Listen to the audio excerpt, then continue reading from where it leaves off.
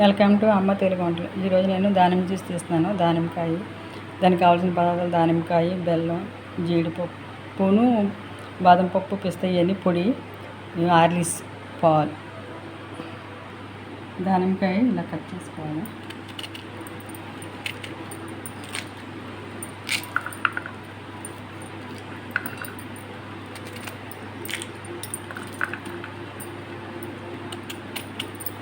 మీకు బేసిలోగా కూడా అయిపోద్ది. ఇందులో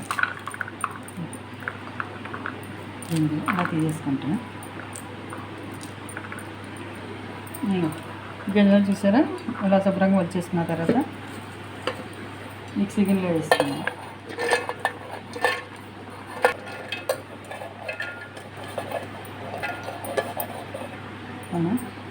ఒక చిన్న గ్లాసు పాలు వేసుకున్నాను. మనకి తీపి కావాలి కాబట్టి షుగర్ కావాలంటే షుగర్ వేసుకోవాలంటే నేను షుగర్ వాడతలేదు, బెల్లం వేస్తున్నాను. ఒక అర స్పూన్ వేస్తున్నాను. మీకు తీపి ఎంత కావాలంటే అంత వేసుకోండి. దీన్ని మిక్సీ పట్టేసుకుందాం. మిక్సీ పెట్టాం కదా, ఇలా వచ్చింది. మనం ఒక దాంట్లోకి వడకపెట్టుకుందాం. ఒక గ్లాసులోకి అలా ఒక ఇది వడకపెట్టుకుందాం. అంటే దానిమ్మ కదా, గింజలు ఉంటాయి, దానిమ్మకాయ గింజలు ఉంటాయి కదా, అందుకని కొంచెం ఇలాగా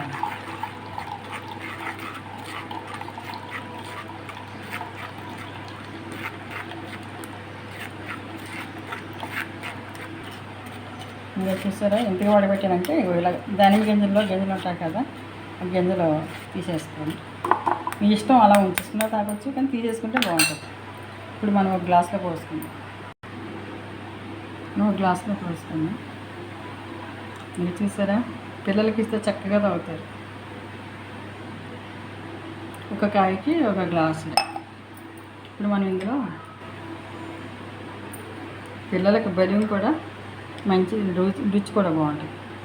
జీడిపప్పు అది కొట్టాం కదా, అది కొంచెం వేసుకోండి.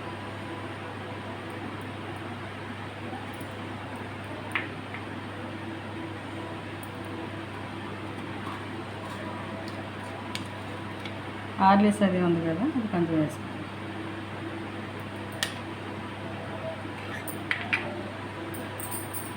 ఒకసారి మీరు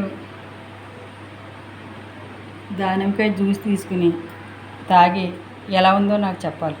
ఇలా పిల్లలకి అంటే నేను ఐసు అది వేయట్లేదు, మీకు నచ్చితే వేసుకోవచ్చు ఐసు, కానీ పిల్లలకు మంచిది కాదు కదా ఆరోగ్యపరంగా, అందుకని నేను వేయట్లేదు. ఒకసారి మీరు ఇలా పిల్లలకి కూలింగ్ కావాలంటే మామూలుగా ఫ్రిడ్జ్లో పెట్టి ఒక 5 నిమిషాలు వాళ్ళకి ఇవ్వచ్చు, అప్పుడు మంచిదే కదా. ఒకసారి మీరు ఇలాగా తయారు చేసుకుని తాగి ఎలా ఉందో నాకు చెప్పాలి. నాకే కాదు, మీరు ఇంకొక నలుగురికి చెప్పాలి. కానీ రుచి మాత్రం చాలా చాలా బాగుంటుంది. లైక్ చేసి, షేర్ చేసి, సబ్స్క్రైబ్ చేయండి. మరిన్ని నోటిఫికేషన్ కోసం పక్కనున్న బెల్ ఐకాన్ క్లిక్ చేయండి.